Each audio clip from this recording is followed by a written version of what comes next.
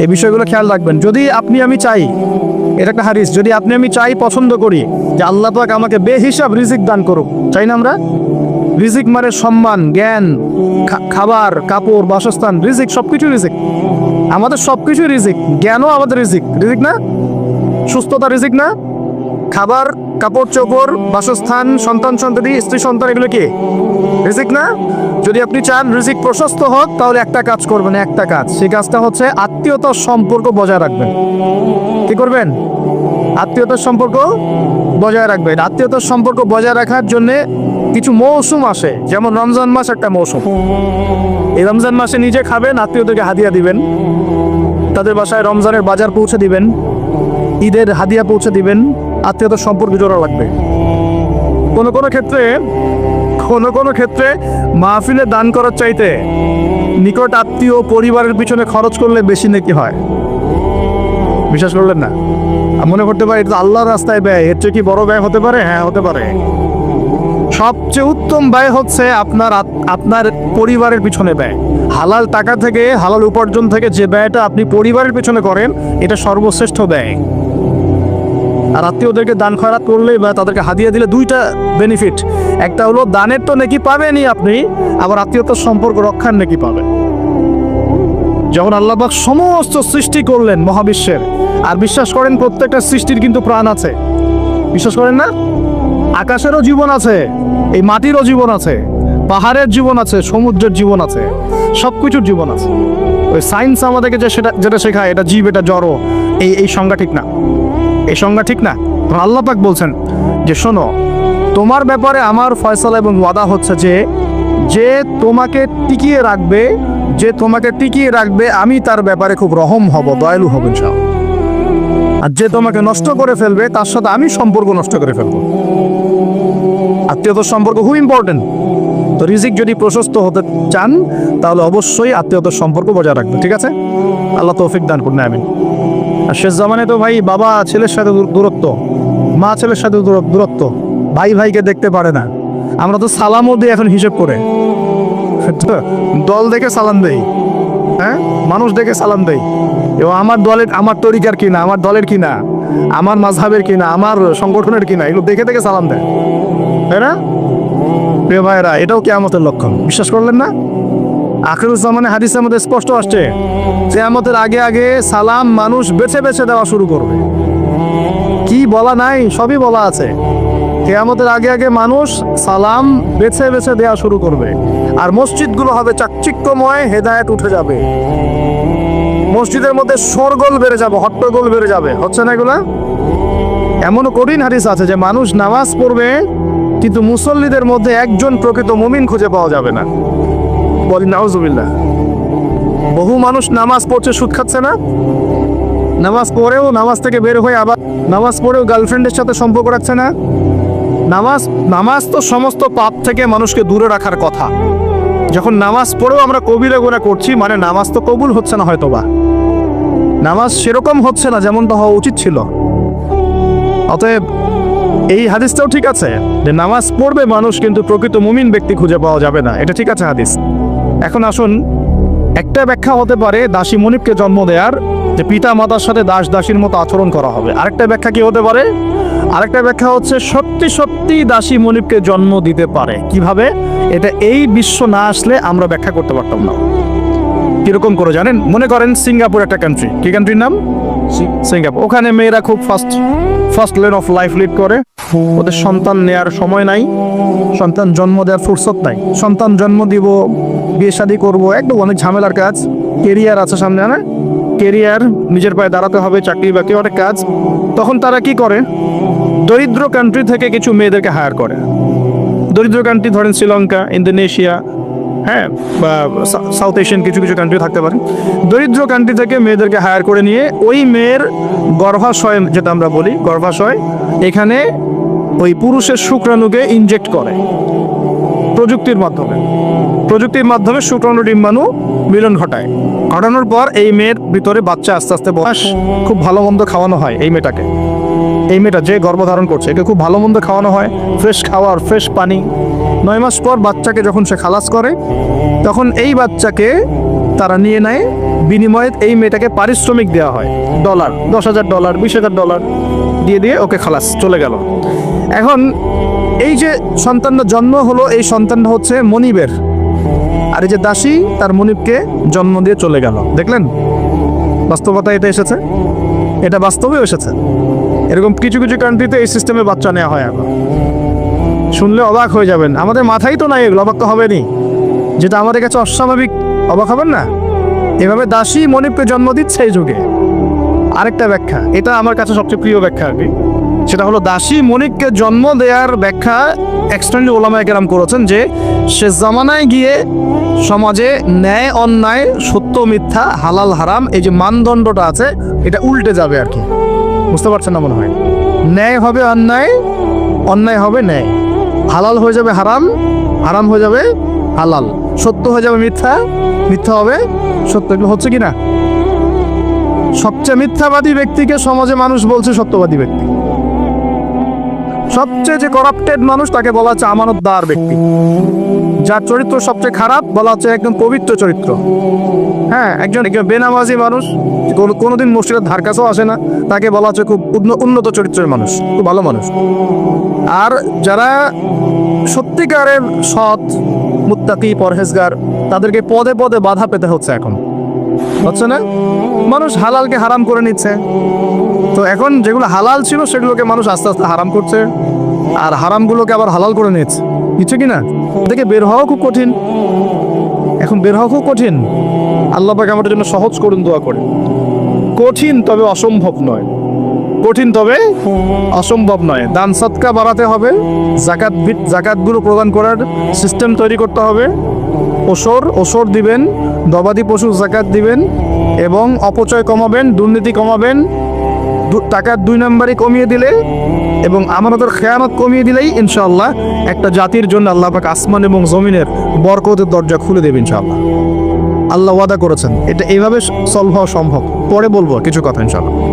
তো এখানে আমার কাছে এই ব্যাখ্যাটা বেশি পছন্দ। নবীজিকে বলছেন কিয়ামতের সাইন বলেন, কিছু সাইন বলেন। নবীজি বলছেন দাসী মনিবকে জন্ম দিবে, তার অন্যতম ব্যাখ্যা হলো শেষ জামানায় হক বাতিল, ন্যায় অন্যায়, সত্য মিথ্যার মানদণ্ড উল্টে যাবে।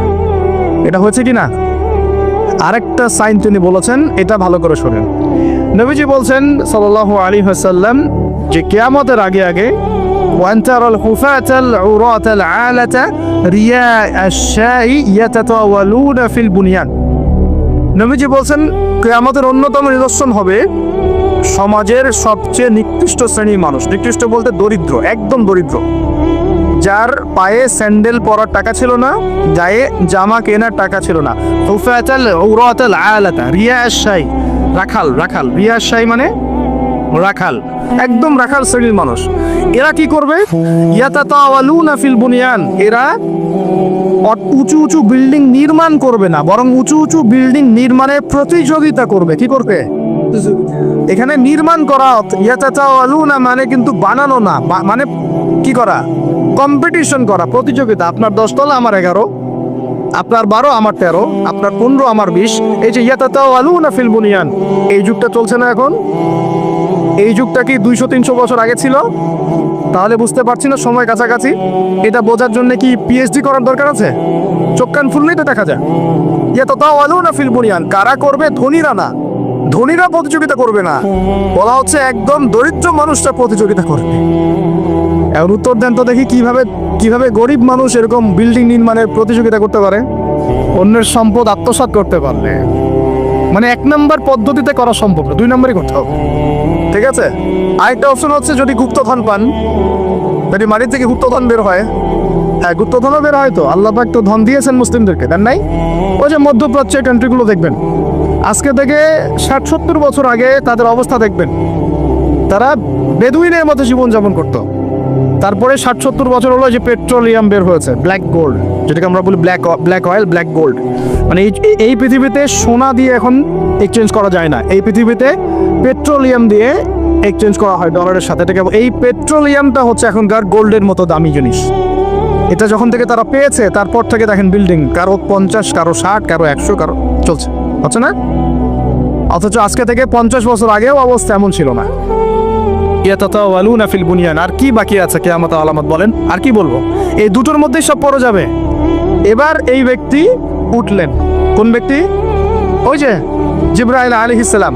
এবার উঠে চলে যাচ্ছেন, আর সবাই চুপচাপ বসে আছেন। মানে অনেক সময় হয় না, খুব চুপ করে সব বসে থাকে, সাইলেন্স, পিন ড্রপ সাইলেন্স।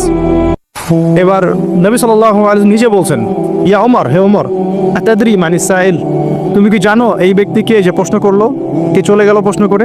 তখন নবীজিকে ওমর রাদিয়াল্লাহু আনহু বলছেন, আল্লাহু ওয়া রাসূলুহু আ'লাম, আল্লাহ এবং তার রাসূলই ভালো জানেন এই ব্যক্তিকে। নবীজি বলছেন, ইন্নাহু জিবরিল, এই ব্যক্তি হচ্ছে জিবরাইল আলাইহিস সালাম। সুবহানাল্লাহ। আতাকুম ইউআল্লিমুকুম দীনাকুম, তিনি এসেছিলেন তোমাদেরকে তোমাদের দিন ইসলাম শেখাতে। তিনি এসেছিলেন তোমাদেরকে তোমাদের দিন শেখাতে। কেন আসছেন তাহলে? দিন শেখাতে। তাহলে দিনের প্রশ্ন কয়টা বের হলো? ইসলাম কাকে বলে, ঈমান কাকে বলে, ইহসান কাকে বলে, কিয়ামত কবে হবে। তাহলে দিনের পড়াশোনার মধ্যে কিয়ামতের আলামতগুলো পড়তে হবে না? এটা 25% হলো না? নবীজি বলে দিলেন আমি তো জানি না কবে কিয়ামত হবে, আবার প্রশ্ন করলেন তাহলে আলামত বলেন। কেন? কারণ সচেতনতা। এখান থেকে আমাদের টপিক কোনটা? এই যে মুমিন পেয়েছেন, মুমিনের সংজ্ঞা কয়টা পিলারে বিশ্বাস করতে হবে? পিলারগুলো বলেন। আল্লাহ বিশ্বাস 1, 2 নম্বর ফেরেশতা মণ্ডলীতে বিশ্বাস, 3 নম্বর আসমানি কিতাব সমূহে বিশ্বাস, 4 নম্বর নবী রাসূলগণে বিশ্বাস, 5 পরকালের জীবনে বিশ্বাস, আর 6 তাকদীর ভাগ্যের ভালো মন্দে বিশ্বাস। এই 6টা কি গায়েব কি না? এখন একটু বোঝেন, আমরা ইমানদার হতে হলে এই 6টা বিষয় বিশ্বাস করতেই হবে, না হলে কেউ মুমিন হতে পারবে না। আর এই 6টা বিষয় কি চোখে দেখা যায়, স্পর্শ করা যায়, পরীক্ষাগারে পরীক্ষা করা যায়, কোনো যুক্তি বিজ্ঞান দর্শন দিয়ে কোনো সিদ্ধান্তে আসা যায়? যায় না। আমরা এগুলো বিশ্বাস করি আল্লাহর ওহীর জ্ঞানের আলোকে। কিসের আলোকে? আল্লাহ পাক বলেছেন, রাসূল বলেছেন, বাস বিশ্বাস করি। এখানে আমরা কোনো যুক্তি বিজ্ঞান দর্শনের ধার ধারি না, দাঁড়িয়ে তাদের জ্ঞানতাত্ত্বিক একটা সংজ্ঞা আছে, দর্শন আছে। কি সেটা? তারা পরীক্ষা নিরীক্ষা, যুক্তি বিজ্ঞান দর্শন এর বাইরে কোনো কিছুকেই তারা সিদ্ধান্ত হিসেবে গ্রহণ করবে না, জ্ঞান হিসেবে গ্রহণ করবেন না। তারা পানিকে বিশ্বাস করে, পরীক্ষা করে দেখবে যে হাইড্রোজেন অক্সিজেন মিলে পানি হয়, এটা বিশ্বাস করবে। ঠিক আছে? তারা কঠিন তরল বায়বীয় পদার্থে বিশ্বাস করে, তারা চাঁদে বিশ্বাস করে, তারা মঙ্গল গ্রহে বিশ্বাস করে, ইত্যাদি ইত্যাদি। কিন্তু তারা এই চাঁদ, মঙ্গল গ্রহ, মহাবিশ্বের স্রষ্টাকে বিশ্বাস করে না, কারণ তাকে দেখা যায় না। আমি কি বোঝাতে পারছি পার্থক্য কোন জায়গায়? তারা এটা বিশ্বাস করে যে হ্যাঁ, বিগ ব্যাং, মহাজুম করে একটা বিস্ফোরণ হলো আর মহাবিশ্ব সৃষ্টি হয়ে গেল, এটা ওরা বিশ্বাস করে। এই বিস্ফোরণ যে আল্লাহ পাক ঘটিয়েছেন এটাতে বিশ্বাস করবে না। বুঝতে পারছেন না মনে হয়? তারা বিশ্বাস করে যে হ্যাঁ, এই যে পানি খাচ্ছি, পানি একটা জিনিস, তরল পদার্থ খাচ্ছি, কিন্তু এই পানি যে কেউ সৃষ্টি করেছেন এটাতে তারা বিশ্বাস করবে না। তারা মনে করে হাইড্রোজেন অক্সিজেন মিলে পানি হয়, কে সৃষ্টি করলো সেটা তিনি বিশ্বাস করবে না। এটাকে আমরা ফিলোসফি ভাষায় বলি এপিস্টিমোলজি। কি বলি? খুব কঠিন শব্দ। এপিস্টিমোলজি মানে হলো জ্ঞান তত্ত্ব। কি তত্ত্ব? ওদের জ্ঞান তত্ত্ব হচ্ছে যে পরীক্ষা নিরীক্ষা পর্যবেক্ষণ ছাড়া কোনো জ্ঞান নেওয়া যাবে না। কিন্তু আমরা দেখি আল্লাহকে আমরা পরীক্ষাগারে পরীক্ষা করতে পারবো, ফেরেশতাকে পারবো, জিন জাতি, আমাদের আত্মা, রূহ, কবরের আযাব, জান্নাত জাহান্নাম। হ্যাঁ, ওই যে কবরের ফেরেশতা আসবে, প্রশ্নোত্তর। হ্যাঁ, ওই যে কিয়ামতের মাঠে সূর্য নেমে আসবে, ঘামবে মানুষ। হ্যাঁ, তারপরে যে আগের নবী রাসূলগণ, আগের আসমানি কিতাব, তাকদীর, ভাগ্য, আগামীকাল কি হবে, এগুলোকে পরীক্ষাগারে প্রমাণ করতে পারবেন। এই কারণেই তারা আমাদের এই ধর্মীয় কনসেপ্টে বিশ্বাস করে না। আমি কি বুঝতে পারছি কেন বিশ্বাস করে না? ওদের সাথে আমাদের জ্ঞানতাত্ত্বিক আদর্শের দর্শনে পার্থক্য আছে। এখন এই কারণেই তারা যেহেতু স্রষ্টায় বিশ্বাস করে না, এখন মানুষের সৃষ্টি তত্ত্ব দিতে হবে, একটা দিতে হবে না? কেমন করে মানুষ সৃষ্টি হলো, কোত্থেকে আসলো, কেমন ছিল আমাদের আদিম পুরুষরা, দিতে হবে কিনা? এই কারণে বিভিন্ন মতবাদ তারা দিয়েছে, এই অ্যামিবা থেকে, ওই কোষ থেকে, অমুক থেকে, তমুক থেকে। এর মধ্যে একটা দিয়েছে ওই যে বিবর্তন থেকে, দেখেন নাই? আচ্ছা, এগুলো এমনি না, কারণ ওদের দর্শনটা চাপিয়ে দেওয়ার জোরপূর্বক চেষ্টা করা হচ্ছে এখানে, আর কিছু না। এখানে যে বিশ্বাস করে যে আমাদের একজন স্রষ্টা আছেন আল্লাহ রাব্বুল আলামিন, এবং তিনি প্রথম সৃষ্টি করেছেন আদম আলাইহিস সালামকে, তাকে নাম জ্ঞান শিক্ষা দিয়েছেন, তার পাঁজর থেকে হাওয়া আলাইহিস সালামকে সৃষ্টি করেছেন, জান্নাতে রেখেছেন, পরীক্ষা নিয়েছেন, শয়তান প্রলুব্ধ করেছে, তাই না? তারপর আমরা দুনিয়াতে চলে এসেছি, আমরা এসেছি জান্নাত থেকে পৃথিবীতে, এবং আমাদের পিতা, আদি পিতা আদম আলাইহিস সালাম। এই কনসেপ্ট যে বিশ্বাস করে তার কি বিবর্তনের প্রয়োজন আছে? আর যেহেতু ওরা এই কনসেপ্টে বিশ্বাস করে না, এই কারণে একটা সৃষ্টি তত্ত্ব দেওয়ার খাতিরে এইসব মতবাদ দিয়ে দিয়েছে। বিশ্বাস করে করুক, একজন মুসলিম তো করে না, করে মুসলিম সমাজের মানুষ কি করে? তাহলে মুসলিম সমাজের মানুষকে এগুলো পড়াতে হবে কেন? এই জায়গাটাই তো সমস্যা। আমরা কি চাপিয়ে দিচ্ছি কোনো কিছু, যে আপনার ঘাট ধরে ইসলাম কবুল করো, এরকম কথা কেউ বলে? আমরা কি করি? আমরা কোরআন সুন্নাহ থেকে সত্যটা স্পষ্ট করি। যার ইচ্ছা হয় সে ইসলাম কবুল করবে, যার ইচ্ছা হয় সে করবে না। লাকুম দীনুকুম ওয়ালিয়া দিন, তোমার দিন তোমার জন্য, আমাদের দিন আমার জন্য। তোমরা যদি কোরআন সুন্নাহ মেনে নাও, আত্মসমর্পণ করো, ইনশাআল্লাহ তোমরা জান্নাতে যাবে, ইনশাআল্লাহ তোমরা আমাদের ভাই হয়ে যাবে। যদি না করো, তোমাদের কবর তোমাদের, তোমাদের তোমাদের পরকাল তোমাদের, এগুলোর সাথে আমাদের কোনো সম্পর্ক আছে? তো জোর করে মুসলিমরা কখনো চাপিয়ে দেয় না, কিন্তু মুসলিমদের উপরে এখন জোর করে এগুলো চাপিয়ে দেওয়া হচ্ছে। এগুলোতে বিশ্বাস করলে কিন্তু ঈমান থাকবে না। থাকবে? কেউ যদি বিশ্বাস করে আল্লাহ মানুষ থেকে মানুষ সৃষ্টি করেন নাই, অন্য কোনো প্রাণী থেকে করেছেন, তাহলে ঈমান থাকবে? কোরআনে শত শত আয়াত আছে, ওয়াল্লামা আদামাল আসমাআ কুল্লাহা, আমি আদমকে সমস্ত নাম শিক্ষা দিয়েছি। ওয়াইয ক্বালা রাব্বুকা লিল মালায়েকা ইন্নী জাঈলুন ফিল আরদি খলিফা, আমি, স্মরণ করো হে নবী সে সময়ের কথা, আমি ফেরেশতাদেরকে বললাম যে আমি পৃথিবীতে আমার খলিফা পাঠাবো। আমরা হচ্ছে এই দুনিয়া আল্লাহর খলিফা, সুবহানাল্লাহ। আমরা হচ্ছে এই দুনিয়াতে কার খলিফা? আল্লাহর খলিফা। আমরা এই দুনিয়ার অধিবাসী নই, আমরা জান্নাত থেকে এখানে এসেছি। আমরা জান্নাতে ছিলাম, কেন চলে আসলাম? শয়তান ওই যে আমাদেরকে প্রলুব্ধ করেছিল। সূরা তাহা পড়বেন, আল্লাহ পাক ওখানে বলেছেন, শয়তান কি আদম আলাইহিস সালামকে বলছিল, ইয়া আদম, হে আদম, আল আদুল্লুকা, আমি কি তোমাকে বলে দিব, জানাবো কি, আলা শাজারাতিল খুলদি ওয়া মুলকিন লা ইয়াবলা, এমন গাছের কথা বলবো যার কাছে গেলে বা যার ফল খেলে তুমি রাজত্ব পাবে, চিরস্থায়ী রাজত্ব পাবে এবং কোনোদিন মরবে না। এই দুটো টোপ দিয়েছে, রাজত্ব পাবে, অমরত্ব পাবে। এক পর্যায়ে ওয়াসওয়াসা দিতে দিতে দিতে দিতে একদিন আমাদের পিতা সেখানে চলে গেলেন। ফাকালা মিনহা, সেখান থেকে তারা দুজন খেয়ে ফেললো। কোথা থেকে খেলো? ওই গাছের কাছ থেকে তারা খেয়ে ফেললো। ফাবাদাত লাহুমা সাওআতুহুমা, এবং তাদের গায়ের যে জামা ছিল জান্নাতের পোশাক, এটা থাপাস করে খুলে পড়ে গেল। নাউযুবিল্লাহ। জান্নাতে সবার সামনে আমাদের পিতামাতাকে কে নগ্ন করে দিল? শয়তান। তাহলে এখন দুনিয়া যারা আমাদেরকে নগ্ন করতে চায়, এরা কার অনুসারী বলেন? বুঝতে পারছেন না? একই মিশন না? একই মিশন। আচ্ছা, এরপর আল্লাহ পাক বললেন তোমরা আর এখানে থাকতে পারবে না। আলাম আকুল লাকুমা ইন্না শাইতানা লাকুমা আদুউম মুবিন, আমি কি তোমাদের দুজনকে বলি নাই, আদম হাওয়া, যে শয়তান হচ্ছে তোমাদের প্রকাশ্য শত্রু? তখন তারা বললেন রব্বানা যালামনা আনফুসানা, বলেন রব্বানা যালামনা আনফুসানা ওয়া ইল্লাম তাগফির লানা ওয়া তারহামনা লানাকুনান্না মিনাল খাসিরিন। এই দোয়া করলেন, আল্লাহ মাফ করে দিলেন, আলহামদুলিল্লাহ। কিন্তু দুনিয়া আর জান্নাতে থাকা হলো না। কুল নাহবিতু মিনহা জামিআ, আল্লাহ বলছেন আমি বললাম তোমরা সবাই নেমে যাও। কোথায় নেমে যাও? পৃথিবীতে নেমে যাও। তার মানে পৃথিবী আগে ছিল না পরে সৃষ্টি করা হয়েছে? পৃথিবী আগেই ছিল। পৃথিবী কি আগে থেকেই ছিল? কুল নাহবিতু মিনহা জামিআ ফাইম্মা ইয়াতিয়ান্নাকুম মিন্নি হুদান, তোমরা নেমে যাও পৃথিবীতে একসাথে, আর তোমাদের কাছে আমার পক্ষ থেকে প্রত্যেক যুগে যুগে হেদায়েত আসবে। কি আসবে? এই যে তাওরাত হেদায়েত ছিল না? তাওরাত, জাবুর, ইনজিল সব হেদায়েত ছিল। ঠিক ওই সিলসিলাতেই এসেছে কি? আল কোরআন।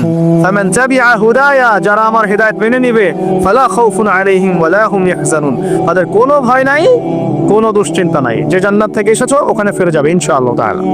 আমরা এসেছি পৃথিবীতে জান্নাত থেকে, এখানে পরীক্ষা দিচ্ছি, উদ্দেশ্য আবার সেই জান্নাতেই ফিরে যাওয়া। আমরা এখানে থাকতে আসি নাই তো, থাকতে আসছি। আমরা এখানে আসছি জান্নাত থেকে, ফিরে যাব কোথায়? ইনশাআল্লাহ জান্নাতে, ইনশাআল্লাহ জান্নাতে। আর জান্নাতীদের 120 কাতার হবে। কত কাতার? 120 কাতার। তার মধ্যে 80 কাতার হবে উম্মতে মুহাম্মাদি, বলেন সুবহানাল্লাহ। আর এই উম্মতে মুহাম্মাদির মধ্যে আরো 70,000 স্পেশাল মানুষ আছে। কত হাজার? যারা বিনা হিসেবে, বিনা আযাবে ডাইরেক্ট জান্নাতে যাবে ইনশাআল্লাহ। তবে অন্য একটা হাদিসে আসছে যে প্রত্যেক হাজারের সাথে আরো 70,000।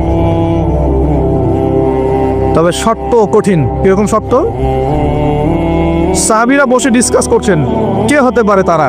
কেউ বলছেন তারা হয়তো প্রথম দিকের মুসলিমরা হবেন, কেউ বলছেন তারা হয়তো মুজাহিদরা হবেন, কেউ বলছেন তারা বদর যুদ্ধের সাহাবীরা হবে, ইত্যাদি। তখন নবী সাল্লাল্লাহু আলাইহি ওয়াসাল্লাম আবার চলে আসলেন, ব্যাক করলেন। ব্যাক করে বলছেন তোমরা কি এই বিষয়ে কি বিষয়ে কথা বলছিলে? তখন সাহাবীরা বললেন আমরা তো ডিসকাস করছিলাম যে কারা হতে পারে সেই 70,000। নবীজি বললেন শোনো, ওই 70,000 মানুষ, এক নাম্বার, ওই 70,000 মানুষ পাখি উড়িয়ে ভাগ্য গণনা করে না। প্রথম কাজটা কি?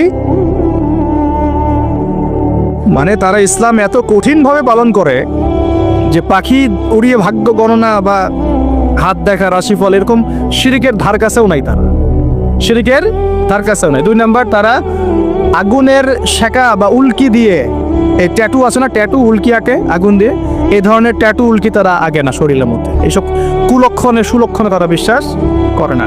3 নাম্বার, তারা অবৈধ ঝাড়ফুঁক করে না, অবৈধ ঝাড়ফুঁক করে না। বৈধ ঝাড়ফুঁক করা যাবে, সূরা ফাতিহা পড়ে ঝাড়ফুঁক করা যাবে, সূরা ফালাক নাস ক্লাস পড়ে পড়া যাবে, আয়াতুল কুরসি পড়ে পড়া যাবে, কোরআন হাদিস দিয়ে ঝাড়ফুঁক করা যাবে। কিন্তু অবৈধ কিছু ঝাড়ফুঁক আছে না, তান্ত্রিক কবিরাজদের কাছে মানুষ করে, এগুলো করা যাবে না।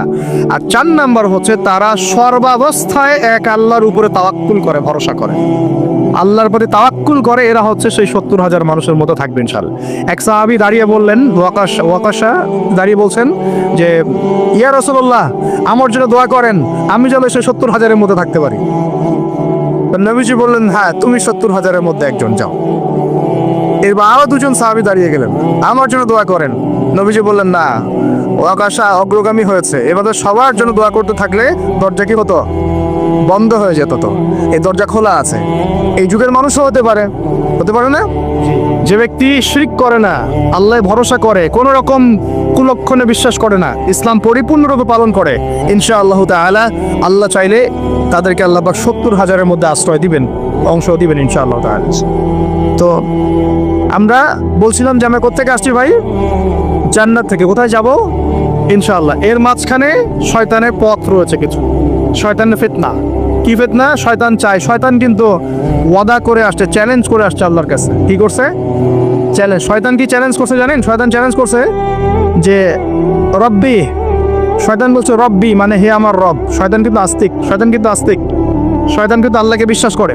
সে বলছে রব্বি, হে আমার রব, আনজিরনি, আমাকে অবকাশ দিন, ইলা ইয়াউমি ইউবআসুন, কিয়ামত দিবস পর্যন্ত অবকাশ দিন। আল্লাহ বলছেন ফাইন্নাকা মিনাল মুনজারিন, যাও, তোমাকে অবকাশ দেওয়া হলো। কিয়ামত পর্যন্ত সময় আল্লাহর কাছে এমন বড় কিছু নয়, খুব সামান্য।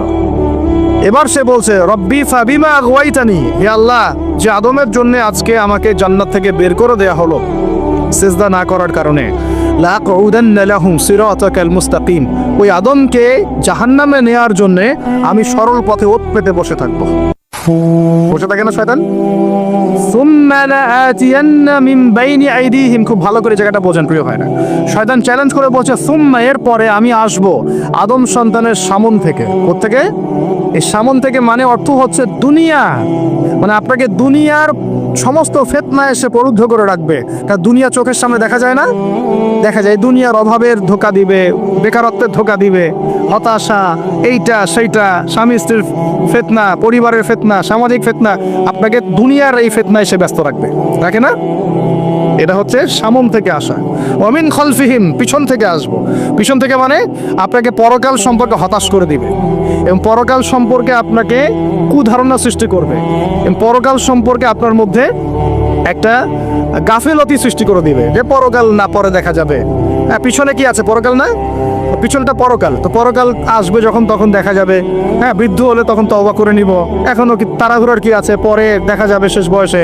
এরকম করে আপনাকে ভুলিয়ে ভালিয়ে রাখবো পিছন থেকে।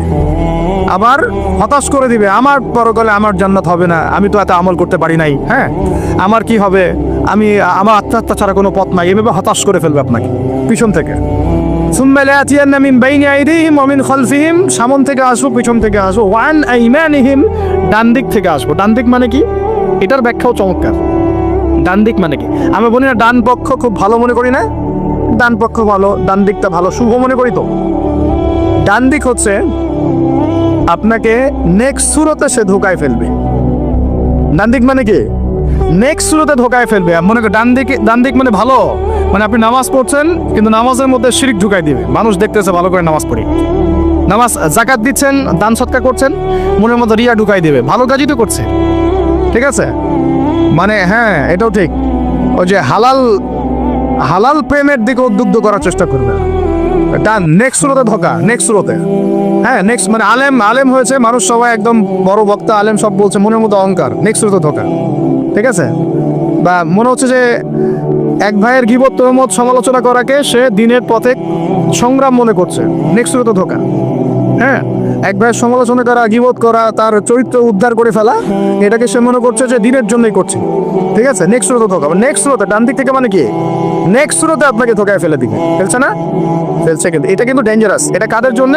এটা আবেদ মানুষদের জন্যই, যারা আল্লাহকে মানে, রাসূলকে মানে, চেষ্টা করে দিনের পথে চলার জন্য, এদেরকে সে ডান দিক থেকে আসবে আর কি। মানে আমাদের ক্ষেত্রে আল্লাহ পাক হেফাজত করুন বলি আমিন। আর চতুর্থটা হলো ওয়ান শামাইলিহি, ওদের বাম দিক থেকে আসবে। এটা কেমন? এটা হচ্ছে ফাসেক জালেম শ্রেণীর মানুষ, যারা তাদের সবকিছু উন্মুক্ত করে দিবে, এগুলোর পিছনে ছোট এক। তো এইভাবে চতুর্দিক থেকে শয়তান আসবে এবং বলবে, আল্লাহকে বলেছে ওয়ালা তাজিদু আকসারাহুম শাকিরিন, আল্লাহ আপনি বেশিরভাগ আদম সন্তানকেই শুকরগুজার পাবেন না। এটা কি বাস্তব না? এখন বেশিরভাগ মুসলিম নামাজ পড়ে না, পড়ে না? বেশিরভাগ মুসলিম যাকাত দেয় কি দেয় না? রমজান মাস আসছে দেখবেন বেশিরভাগই অনেকেই রোজা রাখবে না, আছে না? রমজান মাসে মানুষ বেপরদায় চলছে না, রোজা রেখেও মানুষ মাপে কম দিবে না। মানে বেশিরভাগ মানুষ কিন্তু সত্যি সত্যি আল্লাহর পথে নাই। এই পৃথিবীতে বেশিরভাগ মানুষ বলছে আল্লাহর সন্তান আছে, নাউজুবিল্লাহ। বেশিরভাগ মানুষকে আমি পথভ্রষ্ট করে ছাড়বো, শয়তান কিন্তু বলে গেছে, এবং সেটা কিন্তু বাস্তব হচ্ছেও। আল্লাহ পাক অন্য সূরায় বলেছেন কালিলুম মিন ইবাদিয়াশ শাকুর, আমার শুকরগুজার বান্দা খুব কম হবে। কি হবে? কম হবে। হাদিসের মধ্যে আসছে যে তোমরা ৭৩ দলে ভাগ হয়ে যাবে। কত দল? তার মধ্যে একটা মাত্র দল জান্নাতে যাবে। কয়টা দল? মা আনা আলাইহি ওয়া আসহাবি, আমি যার উপরে আছি, আমার সাহাবীরা যার উপরে আছেন। তো বুঝতে পারছি যে জাহান্নামে বেশিরভাগ মানুষই যাবে, অল্প মানুষই জান্নাতে যাবে। তবে জান্নাতীদের মধ্যে বেশিরভাগ হবে উম্মতে মুহাম্মাদের মতে ইনশাআল্লাহ তাআলা। আর তবে সুসংবাদ আছে। সুসংবাদ কি? আল্লাহ রাব্বুল আলামিন আমাদের নবীজিকে একটা ওয়াদা করেছেন, এটা গিফট, হাদিয়া দিয়েছেন। কিরকম হাদিয়া?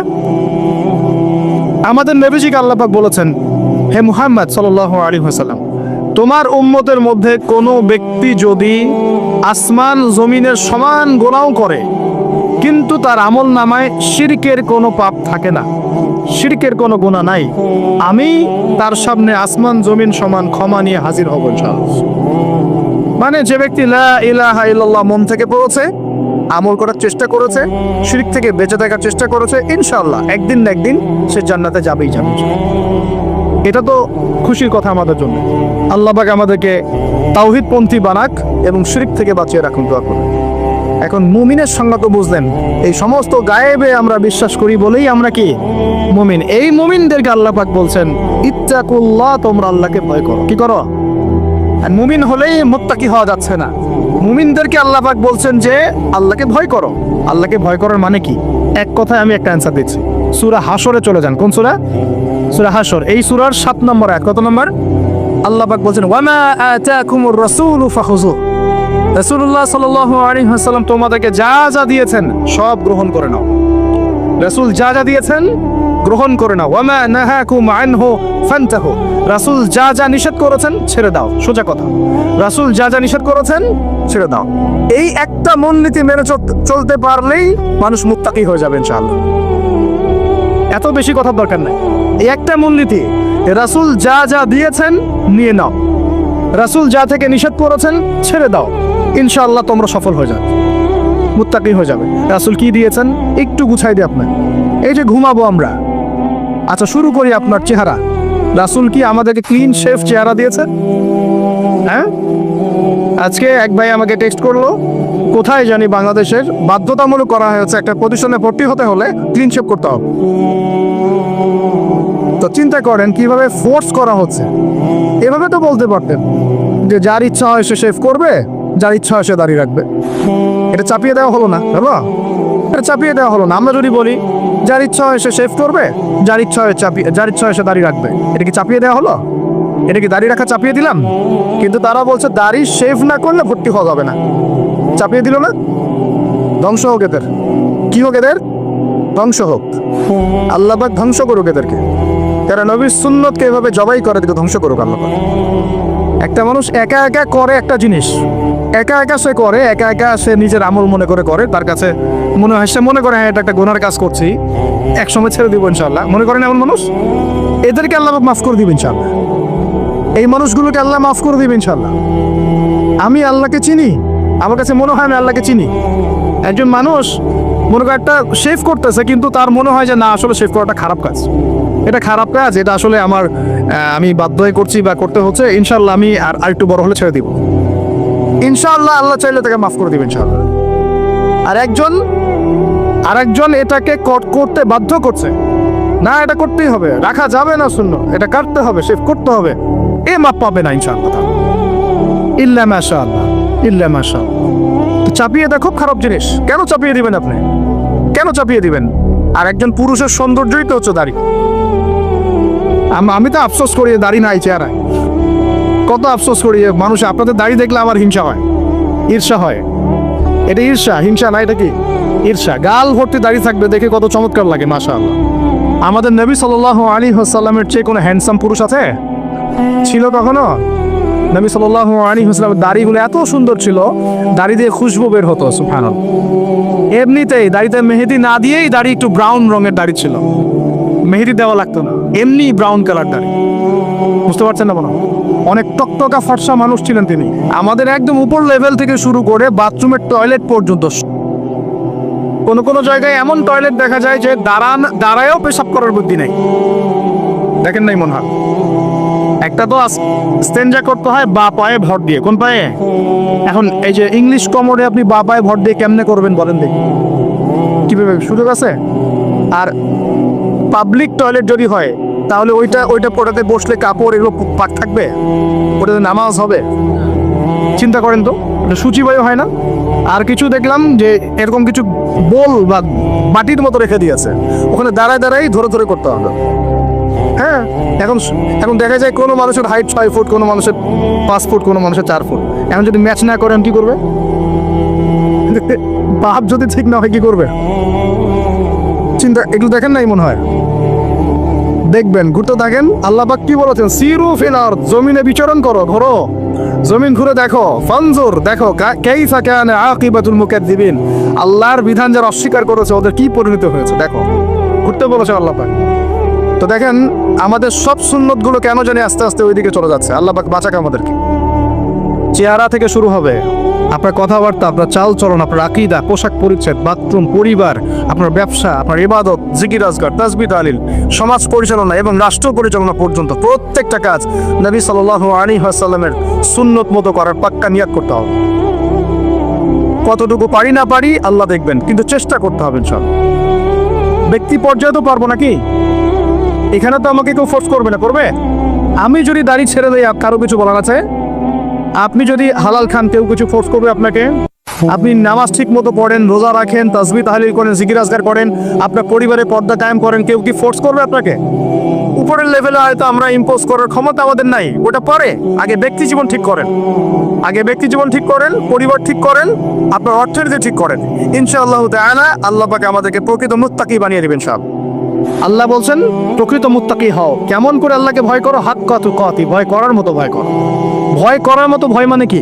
জীবনের কিছু অংশে ইসলাম পালন করব, বাকি অংশে করব না, এমন? নাকি জীবনের প্রত্যেকটা ক্ষেত্রে ইসলাম পালনের চেষ্টা করব? কোনটা? জীবনের প্রতিটা ক্ষেত্রে আল্লাহ পাক আমাদের সবাইকে ইসলাম পালন করার তৌফিক দান করুন। আল্লাহকে ভয় করো, ভয় করার মতো করে ভয় করো। আরেকটা কথা বলেছেন আল্লাহ পাক, ওয়ালা তামুতুন্না ইল্লা ওয়া আনতুম মুসলিমুন, পরিপূর্ণ মুসলিম না হয়ে মৃত্যুবরণ। আর পরিপূর্ণ মুসলিম কি জিনিস?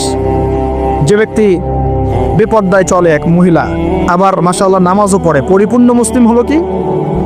একজন ব্যক্তি 5 ওয়াক্ত নামাজি মাশাআল্লাহ, কিন্তু টেবিলের নিচ দিয়ে ঘুষ নিচ্ছে, পরিপূর্ণ মুসলিম হলো?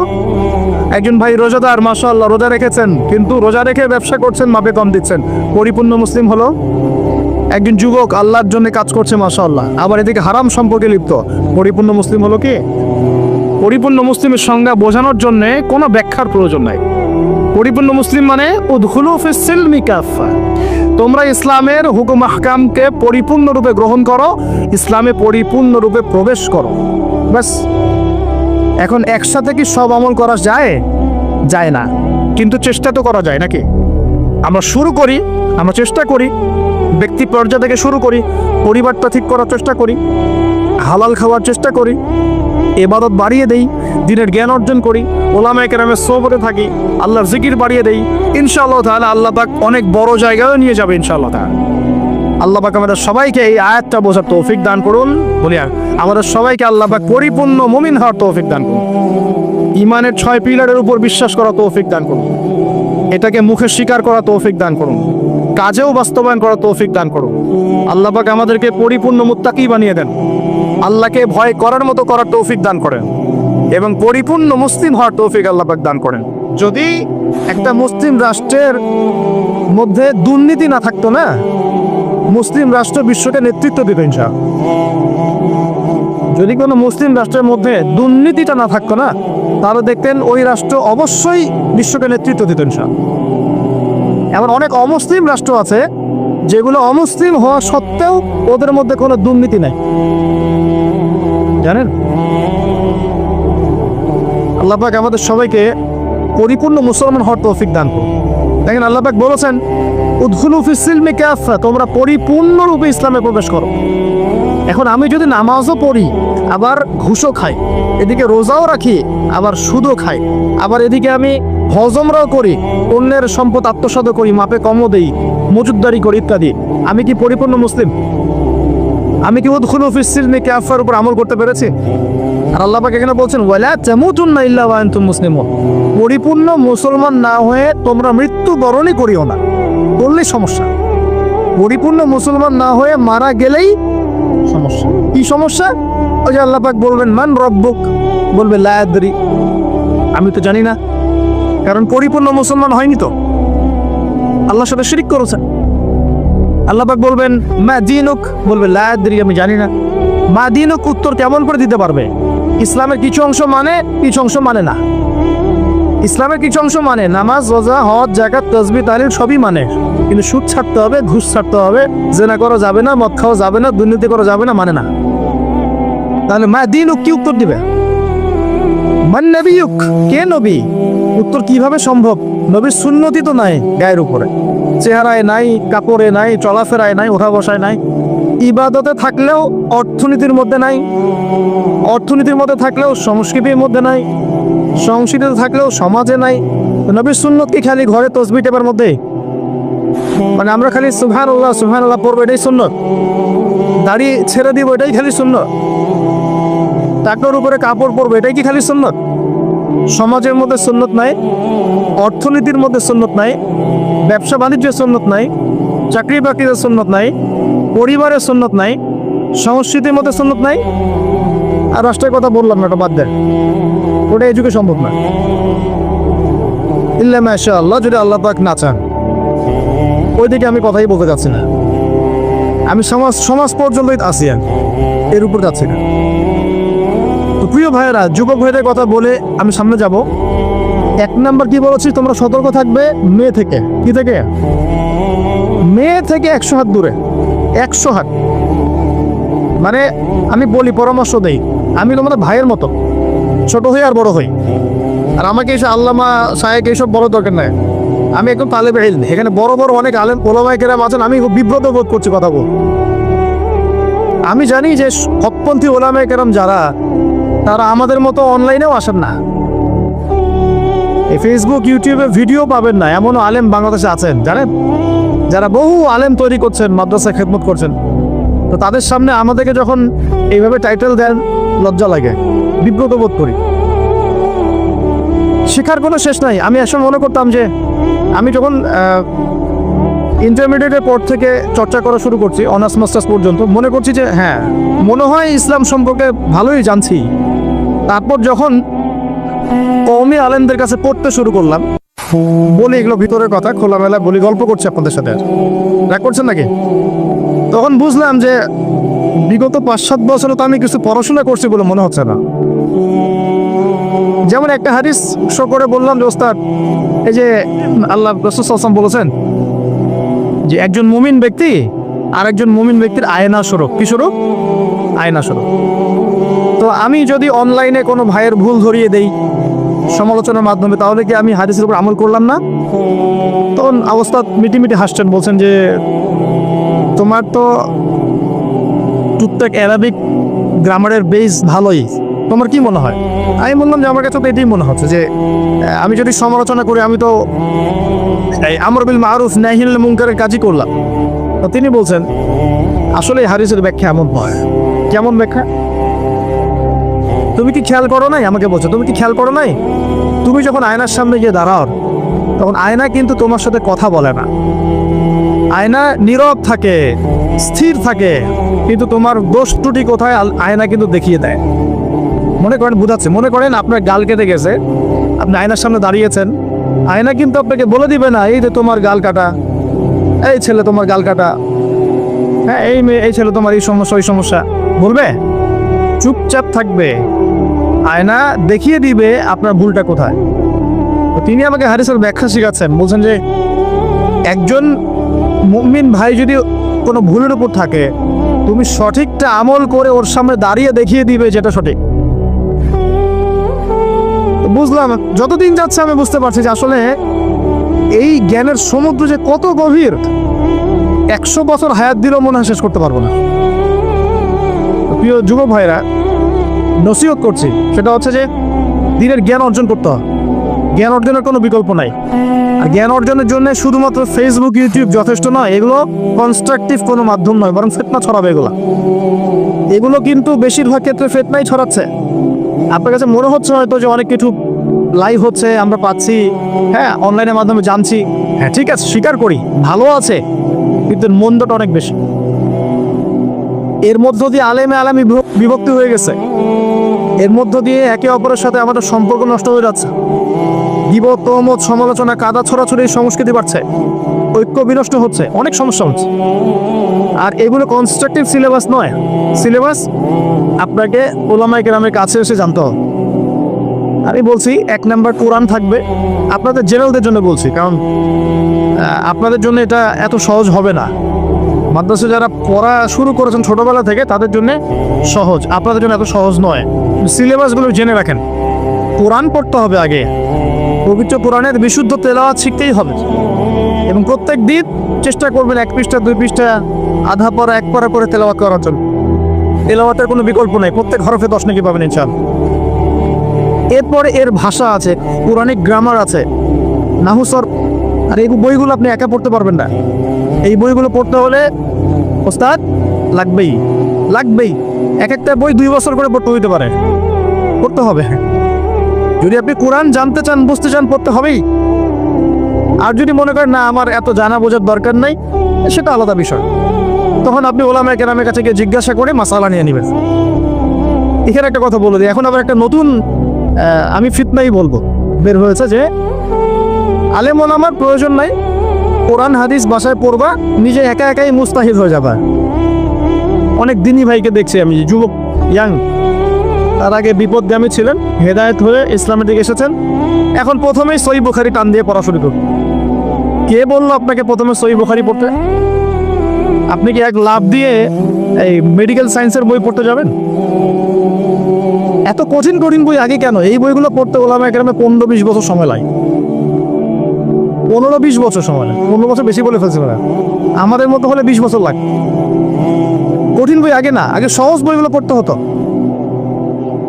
তো ভাবখানা তখন দেখা যায় এমন, কয়েকটা হাদিসের কিতাব পড়ে, কোরআনের কিছু অনুবাদ পড়ে, আলেম ওলামার দরকার নাই, কোনো মাযহাবেরও দরকার নাই, আমি নিজে একাই মুস্তাহিদ।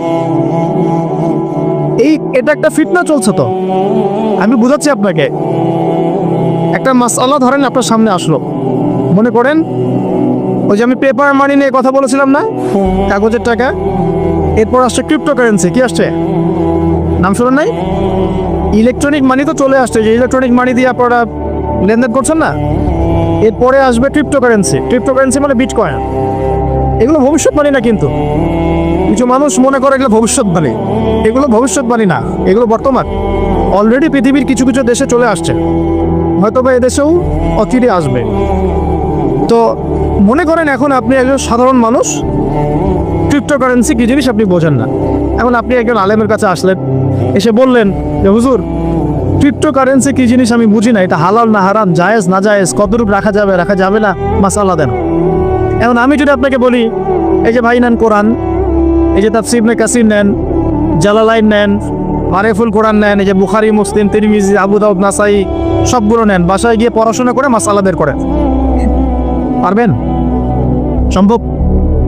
সম্ভব কি? কে পারবে যিনি মুস্তাহিদ। আর একটা সমাজের মধ্যে মুস্তাহিদ মানুষের সঙ্গে কতজন থাকে? অল্প কিছু। বেশিরভাগ মানুষই তো অন্ধ অনুকরণ তাকলিদ করতে হবে তাকে।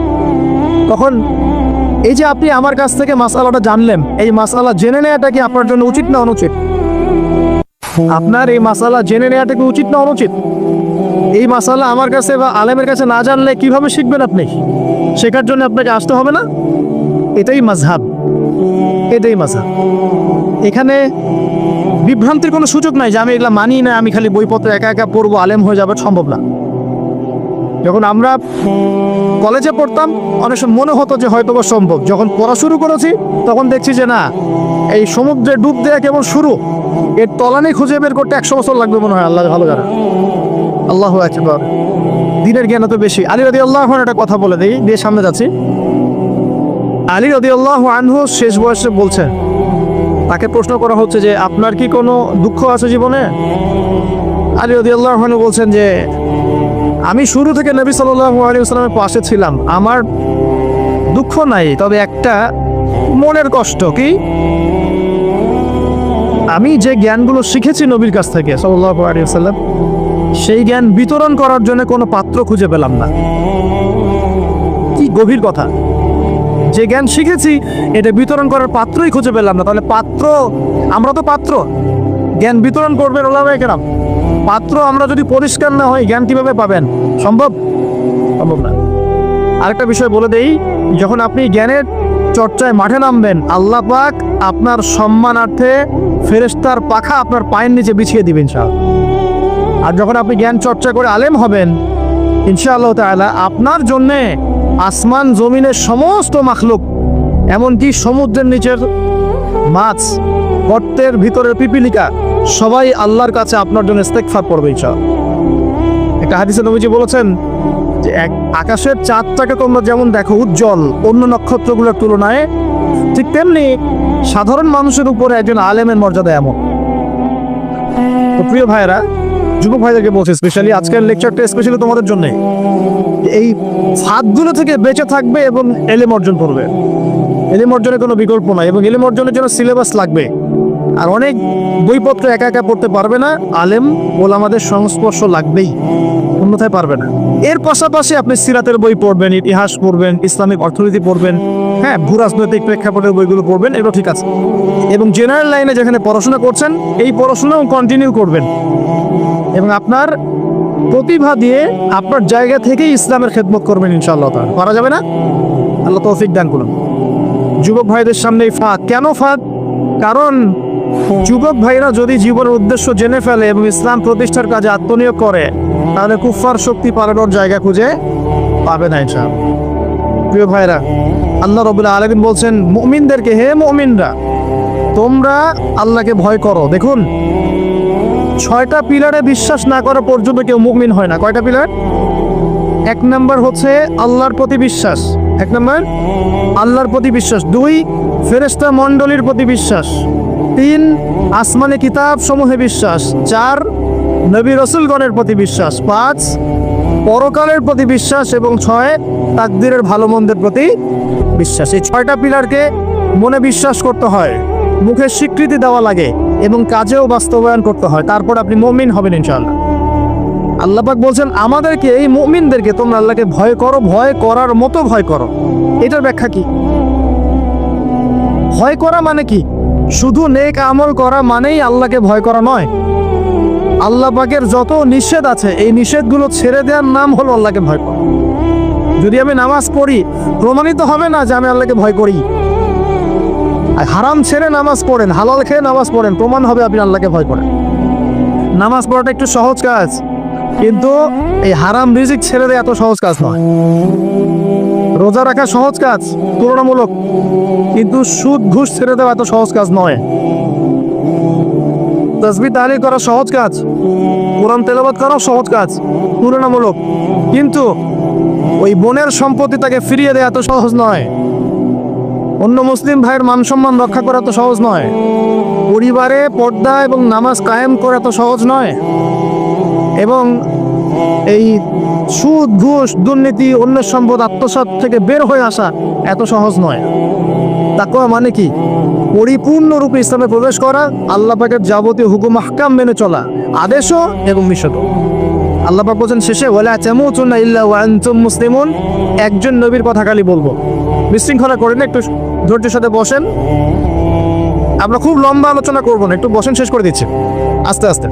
আর যদি কারো কোনো প্রশ্ন থেকে থাকে এভাবে চিরকুট আকারে আমাদের এখানে দিতে পারেন ইনশাআল্লাহ।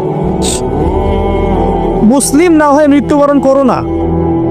আল্লাহ পাকের কালাম পবিত্র কোরআনের মধ্যে সূরা হজ নাম একটা সূরা আছে।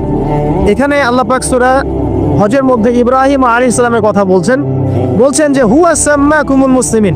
ইব্রাহিম আলাইহিস সালাম সেই নবী যিনি তোমাদের নাম মুসলিম দিয়েছেন। কি দিয়েছেন? আচ্ছা, ইব্রাহিম আলাইহিস সালামের দুটো ঘটনা বলবো খালি। আমি আপনাকে ইসলাম দেখাচ্ছি কি জিনিস। দেখুন, তার স্ত্রীকে আল্লাহ পাক বলছেন রেখে আসো, হাজেরা আলাইহিস সালামকে রেখে আসো মক্কার কাবা ঘরের কাছে, যেখানে কোনো মানুষ নাই, কোনো খাবার পানি কিচ্ছু নাই, সাথে ছোট সন্তান ইসমাইল। দেখেন, রেখে আসার সময় কিন্তু ইব্রাহিম আলাইহিস সালাম আল্লাহকে বলেন নাই যে আল্লাহ আমি আমার স্ত্রী সন্তানকে ওখানে কেন রেখে আসবো, এর পিছনে যুক্তি কি, এর পিছনে বিজ্ঞান কি, এর পিছনে দর্শন কি জিজ্ঞেস করেছিলেন? আল্লাহ পাক বলেছেন সামি'না আতা'না। সন্তান বড় হয়েছে, আল্লাহ পাক বলছেন তাকে জবাই করতে হবে। তিনি সন্তানকে গিয়ে বলছেন ইয়া বুনাইয়া ইন্নী আরা ফিল মানামি আন্নী আসবাহুক, আমি স্বপ্নে দেখছি তোমাকে জবাই করছি, ফানজুর মাযা তারা, তোমার কি রায় আমাকে বলো। সন্তান বলছে এবার ইয়া আবাতি, আমার আব্বা, ইফআল মা তু'মার, আপনাকে যে আদেশ করা হয়েছে সে আদেশ আপনি পালন করেন। সাতাজিদুনি ইনশাআল্লাহু মিনাস সাবিরিন, ইনশাআল্লাহ আপনি আমাকে ধৈর্যশীল পাবেন। কে বলছে এটা? ইসমাইল। ইসমাইলের মধ্যে কি এখনকার তরুণদের জন্য আদর্শ নাই? যে বয়সে ইসমাইল আলাইহিস সালাম বলছেন আব্বা আমাকে জবাই করে দেন, কোনো সমস্যা নাই, ইনশাআল্লাহ আপনি আমাকে ধৈর্যশীল পাবেন। ওই বয়সের আমাদের তরুণ প্রজন্ম, টিকটক প্রজন্ম, ওই বয়সে আমাদের তরুণ প্রজন্ম ওই কিশোর গ্যাংয়ে যোগ দিয়েছে, জেনা করেছে, এই যে জার্সি গায়ে দিয়ে ঘুরে বেড়াচ্ছে। দেখেন, এই ওয়াজে আসার সময় দেখলাম যে কিছু ছেলে দাঁড়িয়ে আছে ওখানে। কি হচ্ছে ওখানে দাঁড়ায়? বক্তা এখন আসে নাই, সিগারেটের প্যাকেট থেকে সিগারেট বের করে টান দিচ্ছে ওখানে। বক্তা তো এখন আসেন, টান দিয়ে যায়, তারপর বসে। এগুলো ফ্যাশন হয়ে গেছে এখন। আল্লাহ পাক তোমাদেরকে এগুলো থেকে হেফাজত করুন। আমি দেখেন, ইসমাইল বলছেন হে আমার আব্বা আমাকে আপনি জবাই করে দেন, যদি আল্লাহ আদেশ করে থাকেন, আমাকে ধৈর্যশীল পাবেন ইনশাআল্লাহ। মা বোনদের জন্য বলছে এখানে একটা কথা। দেখুন প্রিয় মা বোন, ভালো করে শুনুন। দেখুন, ইসমাইল আলাইহিস সালামকে কিন্তু তার বাবা বড় করেন নাই। ইসমাইল আলাইহিস সালাম বড় হয়েছেন মক্কায় তার মায়ের কাছে, হাজরা আলাইহিস সালামের কাছে। আর ইব্রাহিম আলাইহিস সালাম থাকতেন সিরিয়ায়, শামে, তার আরেক স্ত্রী সারা আলাইহিস সালামের সাথে। তিনি যাওয়া আসা করতেন। আর তখনকার যাওয়া আসা এত সহজ ছিল না, তখন কোনো মোটর যান ছিল না। তো দেখুন, যেমন মা তেমন সন্তান। কেমন মা? হাজরা আলাইহিস সালামকে বলা হচ্ছে যে তোমাকে এখানে রেখে যেতে আল্লাহ আদেশ করেছেন। হাজরা আলাইহিস সালাম বলছেন এখানে তো কোনো পানিও নাই, কোনো খাবারও নাই, আপনি এখানে আমাদেরকে একা ফেলে যাচ্ছেন। ইব্রাহিম আলাইহিস সালাম বলছেন আল্লাহর আদেশ, কিছু করার নাই। এখন হাজরা আলাইহিস সালাম বলছেন আচ্ছা যদি আল্লাহ আদেশ করে থাকেন তাহলে ইনশাআল্লাহ আল্লাহ আমাদের হেফাজত করবেন, আল্লাহর প্রতি আমি পূর্ণ তাওয়াক্কুল করলাম। কে বলছেন? হাজরা। এই হাজরা আলাইহিস সালামের দেখেন এখানে তো কোনো খাবারই নাই, পানিও নাই, এক মশক পানি একটু খাবার দ্রুতই শেষ হয়ে গেল। শেষ হওয়ার পর তিনি ছোটাছুটি করছেন, সাফার মারোয়া, কোথাও যদি একটু পানি পাওয়া যায়। কি তাওয়াক্কুল আল্লাহর প্রতি, ছোটাছুটি করছেন। বাচ্চা ইসমাইল কান্নাকাটি করছে। মায়ের এই ছোটাছুটি আল্লাহর কাছে এত পছন্দ হয়েছে, যতদিন হজ থাকবে এই হাজরা আলাইহিস সালামের স্মৃতির সাথে জড়িত এই ছাই থাকবে। এবং এই ঘটনা আল্লাহর কাছে এত পছন্দ হয়ে গেল যে আল্লাহ পাক জিবরাইল আলাইহিস সালামকে পাঠিয়ে জামজাম কূপের পানি বের করে দিলেন। দুইটা এক্সাম্পল দিয়ে আমি শেষ করব। পরিপূর্ণ মুসলিমের এক্সাম্পল আল্লাহ পাক দিয়েছেন ইব্রাহিম আলাইহিস সালামের মতো। কোথায়? ইব্রাহিম আলাইহিস সালামের স্ত্রীকে এবং সন্তানকে আল্লাহ পাক বলছেন রেখে আসো ওই মক্কার জনমানবশূন্য জায়গায়। ওই মক্কায় কোনো মানুষ ছিল কোনো খাবার, কোনো পানি? ইব্রাহিম আলাইহিস সালাম কি বলেছিলেন আল্লাহ আমি কেন তাকে এখানে রেখে আসবো? কি যুক্তি এর পিছনে, কি লজিক, কি সায়েন্স? বলেছিলেন নাকি আল্লাহ পাক বলেছেন বাস আমল করেছেন? সামি'না ওয়া আতা'না, শুনলাম মানলাম, শুনলাম মানলাম, শুনলাম মানলাম, এর নাম ইসলাম। কোনো প্রশ্ন করা যাবে না। প্রত্যেকটা প্রশ্নের উত্তর আছে ঠিকই, প্রতিটা প্রশ্নের উত্তর ঠিকই আছে, কিন্তু সব উত্তর বোঝার জ্ঞান আল্লাহ পাক আমাকে দেননি। নামাজ যে আল্লাহ পাক পড়তে বলেছেন, নামাজ পড়লে আমরা পরকালে জান্নাতে যাব ইনশাআল্লাহ, ইনশাআল্লাহ নামাজ পড়ার মধ্য দিয়ে আমাদের সমাজের ঐক্য হবে, ইত্যাদি অনেক ব্যাপার আছে। আপনার ফিজিক্যালও অনেক উপকার আছে, নামাজ পড়লে শারীরিক অনেক উপকারও আছে, কিন্তু সবকিছু তো আর ব্যাখ্যা করার প্রয়োজন নাই। আল্লাহ বলেছেন করো, নিশ্চয়ই এর মধ্যে কল্যাণ আছে, ব্যাস। আল্লাহ বলেছেন জাকাত দাও, জাকাত দিতে আল্লাহ বলেছেন দিতে হবে। এটা কেন দিব? আল্লাহ কি অন্যকে খাওয়াতে পারেন না? আমাকে খাওয়াতে হবে কিনা, এত যুক্তি তর্কের দরকার নাই। আল্লাহ পাক জাকাত দিতে বলেছেন, নিঃসন্দেহে এর পিছনে অর্থনৈতিক সমৃদ্ধি আছে। আল্লাহ বলেছেন রমজান মাসে রোজা রাখো, এটা এটা এটা রাখলে আধ্যাত্মিক অর্জন হবে, তাকওয়া অর্জন হবে। আমরা রমজান মাসে তারাবি পড়ি, ইবাদতের মৌসুম, কোরআন খতম দেই, আমরা জিকির করি, অন্যকে ইফতার করাই, জাকাত দেই, সাদকাতুল ফিতর দেই, কত ইবাদত করি রমজান মাসে। আল্লাহ পাক করতে বলেছেন, এর পিছনে আরো অনেক কল্যাণ আছে, হয়তো আমরা জানি না। আমার শরীরে হয়তো এমন অনেক সমস্যা হতো যেটা রমজান মাসে রোজা রাখার ফলে শরীর ঠিক হয়ে গেছে, হবে না? এই অজু করি, আমরা অজু করি পবিত্রতা অর্জন করার জন্য, নামাজের জন্য, কিন্তু এই অজু করার বদৌলতে অনেক ভাইরাস ব্যাকটেরিয়া থেকে আল্লাহ আমাদেরকে বাঁচান না? সব কিছুর পিছনে কোনো না কোনো কারণ আছে, সব কারণ হয়তো আমার জানা নাই। এই জন্য আল্লাহ পাক বলেছেন সামি'না আতা'না, এর নাম মুসলিম। শুনলাম মানলাম, এর নাম মুসলিম। সব এত প্রশ্ন করা যাবে না, ওইটা কেন, এইটা কেন, পর্দা কেন, এই যুগে পর্দা কেন, ইসলামের চোরের হাত কাটার বিধান কেন? কেন হাত কাটার বিধান?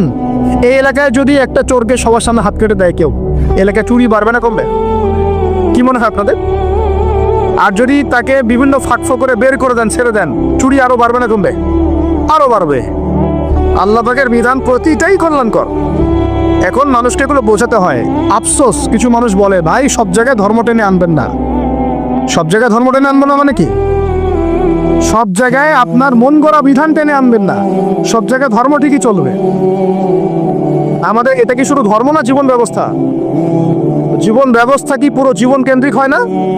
এখানে ব্যক্তি জীবনে হেদায়েত নাই, এখানে পারিবারিক হেদায়েত নাই, অর্থনৈতিক হেদায়েত নাই, সামাজিক হেদায়েত নাই, তাহলে সব জায়গায় ইসলাম চলবে না কেন? কেন চলবে না? এটাই হলো আমাদের এখনকার বিশ্বের চ্যালেঞ্জ।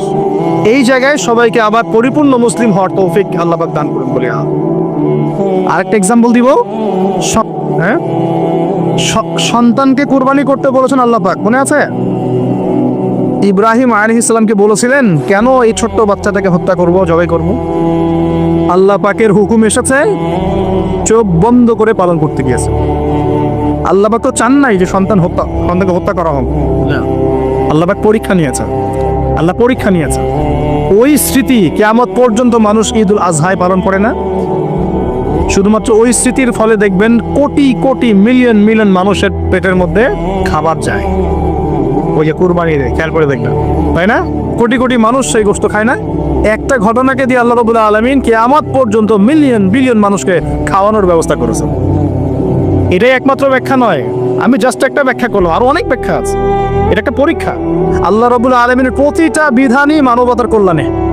চোখ বন্ধ করে বিশ্বাস করলে সে মুসলিম। আল্লাহ পাক এটাই বলছেন, ওয়ালা তামুতুন্না, ভুলেও মৃত্যুবরণ করো না। ওয়ালা তামুতুন্না, ভুলেও মৃত্যুবরণ করো না, ইল্লা ওয়া আনতুম মুসলিমুন, পরিপূর্ণরূপে ইসলাম কবুল না করে, আত্মসমর্পণ না করে ভুলেও মৃত্যুবরণ করো না। মৃত্যু কবে আসবে জানি?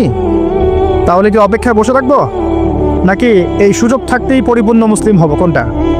খালি একটা কাজ করতে হবে, আল্লাহ রাসূল যা দিয়েছেন তা গ্রহণ করব, যা ছাড়তে বলেছেন ছেড়ে দিব ইনশাআল্লাহ। কোরআনে যা আছে আমল করার চেষ্টা করব, যা নাই ছেড়ে দেবো ইনশাআল্লাহ। যদি দেখা যায় বাধ্য হয়ে আমি পাপে লিপ্ত হয়ে যাচ্ছি, হতাশ হবেন না, তওবা করে আবার ফিরে আসবেন। পথ চলতে গিয়ে হোঁচট খেয়েছেন, ভালো পথে চলছেন কিন্তু হোঁচট খেয়েছেন, হতাশ হবেন না, ওযু করবেন, নামাজ পড়ে আবার তওবা করবেন ইনশাআল্লাহ। যতবার পাপ হবে ততবার তওবা করবেন ইনশাআল্লাহ। আল্লাহ পাক আমাদের চেষ্টা দেখবেন ইনশাআল্লাহ। আমল দিয়ে কেউ জান্নাতে যাবে না, আমল দিয়ে কেউ জান্নাতে যেতে পারবে না। আল্লাহ পাক যাকে রহম করবেন, দয়া করবেন, শুধু সে ব্যক্তি জান্নাতে যাবে ইনশাআল্লাহ।